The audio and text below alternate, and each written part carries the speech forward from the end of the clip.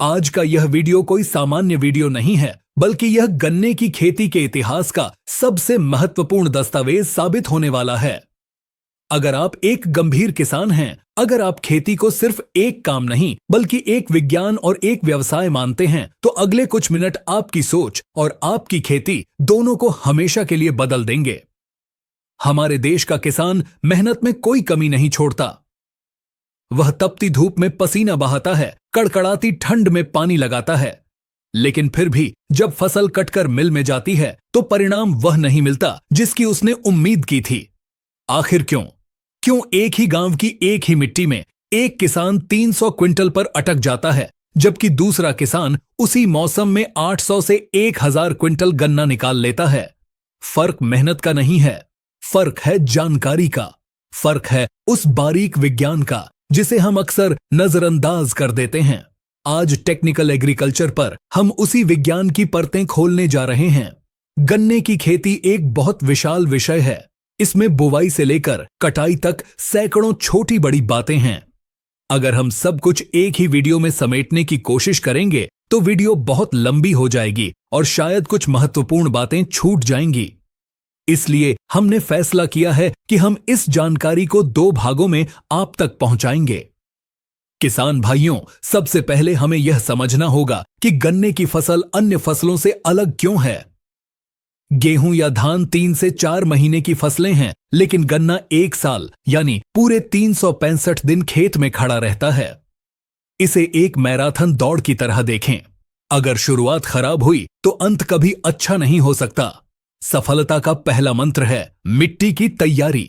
अक्सर किसान भाई गेहूं या सरसों कटने के तुरंत बाद खेत में आग लगा देते हैं, फिर रोटावेटर घुमाते हैं और गन्ना बो देते हैं।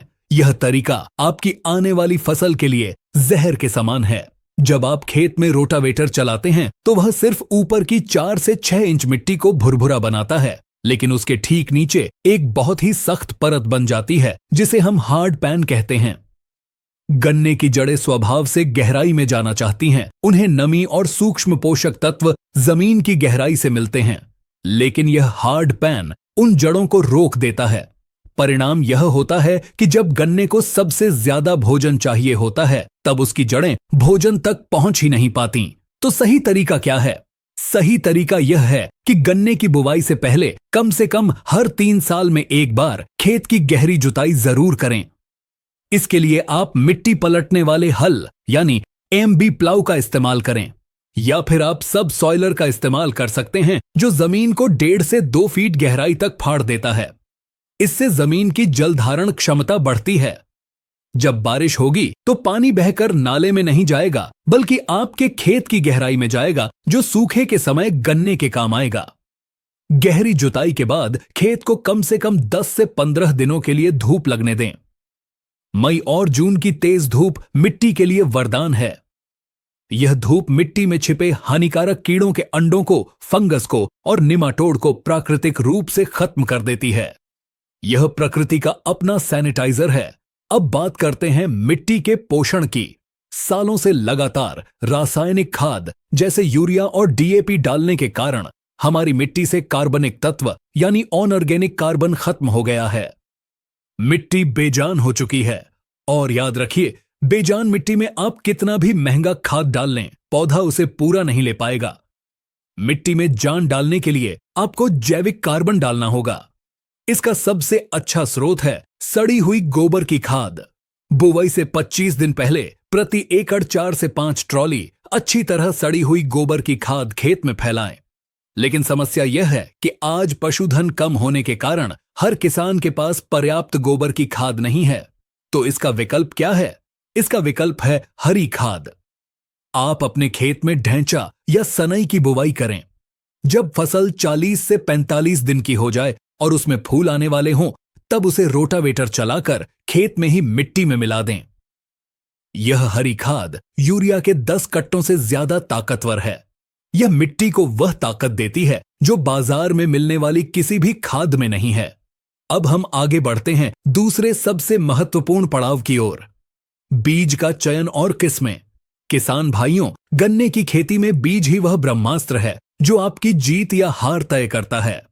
पिछले 10 सालों में किस्म CO0238 ने उत्तर भारत के किसानों को मालामाल किया। यह एक अद्भुत किस्म थी, लेकिन प्रकृति का नियम है, जो चीज जितनी ज्यादा लोकप्रिय होती है, बीमारियां भी उसे उतना ही ज्यादा घेरती हैं। आज CO0238 रेड रॉट यानी लाल सड़न रोग का शिकार हो चुकी है। यह गन्ने का कैंसर है। अगर आप अपने खेत में देखेंगे तो गन्ने के अंदर लाल रंग की सड़न दिखाई देगी, जिसमें से शराब जैसी बदबू आती है। अगर आपके क्षेत्र में यह बीमारी फैल चुकी है तो मेरी आपको हाथ जोड़कर सलाह है कि अब इस किस्म का मोह छोड़ दें। वैज्ञानिकों ने दिन रात मेहनत करके नई किस्में तैयार की हैं जो रेड रॉट से लड़ने में सक्षम हैं। आप CO13235 लगा सकते हैं। यह बहुत ही शानदार किस्म है जो मोटाई और वजन में 0238 को टक्कर देती है। आप CO14201 लगा सकते हैं जो गिरने के प्रति सहनशील है और जिसमें चीनी की मात्रा बहुत ज्यादा है। या फिर आप CO15023 लगा सकते हैं जो बहुत जल्दी तैयार होने वाली किस्म है। नई किस्मों को अपनाने से डरिए मत। बदलाव ही प्रकृति का नियम है। लेकिन अगर आपके पास नई किस्म का बीज उपलब्ध नहीं है और आप 0238 ही लगाना चाहते हैं तो आपको बीज का चयन बहुत ही वैज्ञानिक तरीके से करना होगा। कभी भी उस खेत से बीज न लें जहां पिछले साल बीमारी दिखी हो। बीज के लिए हमेशा 10 से 11 महीने पुराना गन्ना ही चुनें। एक और महत्वपूर्ण बात जो बहुत कम किसान जानते हैं, गन्ने का ऊपर का हिस्सा यानी टॉप 1/3 बीज के लिए सबसे उत्तम होता है।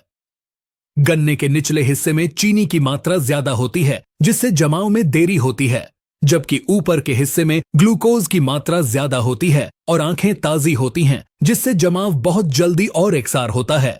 इसलिए कोशिश करें कि मिल में गन्ना भेजते समय ऊपर का हिस्सा बीज के लिए रोक लें। अब आते हैं उस गलती पर जो 90% किसान करते हैं और अपनी फसल का भविष्य खराब कर लेते हैं। वह है बीज उपचार न करना। किसान भाइयों, एक नवजात शिशु को बीमारियों से बचाने के लिए हम टीका लगवाते हैं। ठीक उसी तरह गन्ने का बीज उपचार उसका टीकाकरण है। आप हजारों रुपए जुताई और खाद्य पर खर्च करते हैं, लेकिन मात्र 100 से 200 रुपए के बीज उपचार में आलस कर जाते हैं। यह बहुत बड़ी भूल है। जब आप गन्ने के टुकड़े काटते हैं तो उसके दोनों सिरों पर घाव हो जाते हैं। मिट्टी में मौजूद अरबों फंगस और कीड़े इन्हीं घावों के जरिए गन्ने के अंदर घुसते हैं और उसे अंदर से खोखला कर देते हैं।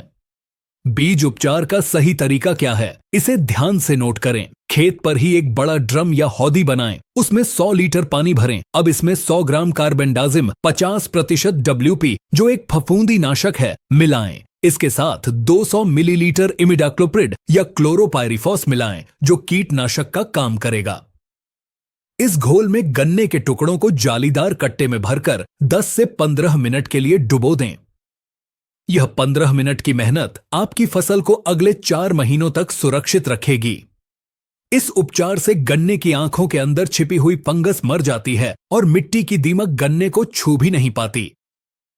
जिन किसानों ने बीज उपचार किया है उनके खेतों में 99% तक जमाव देखा गया है। अब खेत तैयार है, बीज तैयार है, अब बारी है बुवाई की। टेक्निकल एग्रीकल्चर आपको पुरानी लकीर का फकीर बनने की सलाह नहीं देगा। हम आपको आधुनिक और वैज्ञानिक तरीका बताएंगे और वह तरीका है ट्रेंच विधि।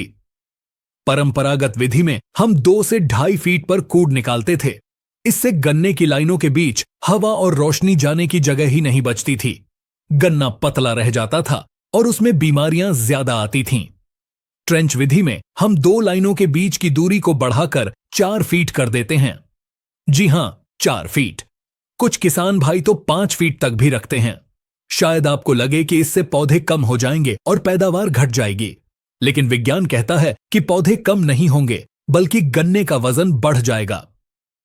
जब गन्ने को चारों तरफ से धूप मिलती है तो प्रकाश संश्लेषण की क्रिया तेज होती है, पत्तियां चौड़ी होती हैं और भोजन ज्यादा बनाती हैं।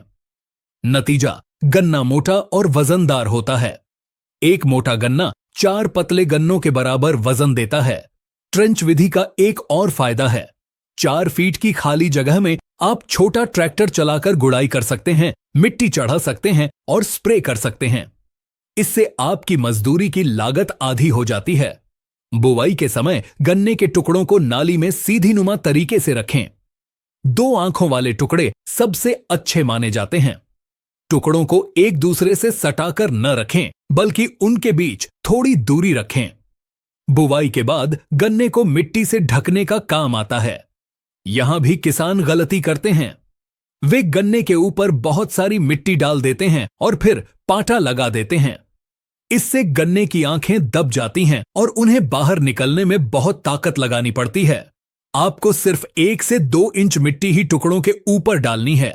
जितनी कम मिट्टी होगी, जमाव उतना ही जल्दी होगा। गर्मी के मौसम में नमी बनाए रखने के लिए आप हल्का पानी तुरंत लगा दें। अब वीडियो के इस भाग का सबसे महत्वपूर्ण हिस्सा, बेसल डोज यानी बुवाई के समय दिया जाने वाला भोजन। गन्ने को अपनी शुरुआती अवस्था में जड़ें फैलाने के लिए फास्फोरस की और तना बनाने के लिए पोटाश की जरूरत होती है। प्रति एकड़ के हिसाब से आपको लेना है 1 बैग डीएपी या 3 बैग सिंगल सुपर फॉस्फेट।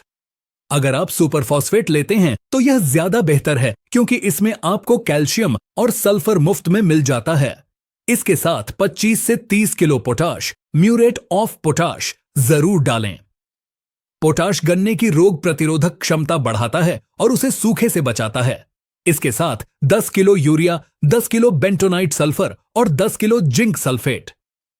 इन सबको अच्छी तरह मिलाकर कूड़ में यानी नाली में मिट्टी के अंदर डालें। खाद हमेशा बीज के नीचे या बगल में होनी चाहिए, बीज के ऊपर नहीं। तो किसान भाइयों, यह थी गन्ने की बुवाई की पूरी वैज्ञानिक कहानी। हमने मिट्टी की गहरी जुताई से लेकर बीज उपचार और खाद प्रबंधन तक हर पहलू को समझा। अगर आप इन नियमों का पालन करते हैं तो मेरा दावा है कि आपकी फसल का जमाव और शुरुआती विकास बहुत अच्छा होगा। लेकिन यह तो सिर्फ शुरुआत है। असली चुनौती तो अब शुरू होगी। गन्ना जमने के बाद 45वें दिन एक ऐसा समय आता है जब पौधे को मां के दूध की तरह विशेष पोषण की जरूरत होती है। अगर उस समय आपने सही स्प्रे नहीं किया तो कल्ले कम फूटेंगे। फिर 60 दिन बाद हमला होगा गन्ने के सबसे बड़े पैमाने दुश्मन कंसुआ का। वह चुपके से आएगा और आपकी फसल को बर्बाद कर देगा। फिर 90 दिन बाद चुनौती आएगी गन्ने को गिरने से बचाने की। इन सब चुनौतियों का समाधान क्या है? गन्ने की मोटाई बढ़ाने का वह कौन सा सीक्रेट टॉनिक है जो बड़े बड़े कृषि वैज्ञानिक छुपाते हैं? कैसे आप गन्ने के बीच में दूसरी फसलें उगाकर अपनी आमदनी को दोगुना कर सकते हैं? और पानी लगाने का वह कौन सा तरीका है जिससे कम पानी में भी गन्ना हरा भरा रहता है? यह सब कुछ और इससे भी बहुत कुछ हम लेकर आ रहे हैं इस वीडियो के दूसरे भाग में। भाग 2 पूरी तरह से गन्ने की देखभाल, रोग नियंत्रण और बम्पर पैदावार के सीक्रेट्स पर आधारित होगा। अगर आप चाहते हैं कि हम जल्द से जल्द भाग 2 रिलीज करें तो आपको एक छोटा सा काम करना होगा। अभी नीचे कमेंट बॉक्स में जाएं और लिखें पार्ट 2। जी हां, सिर्फ पार्ट 2।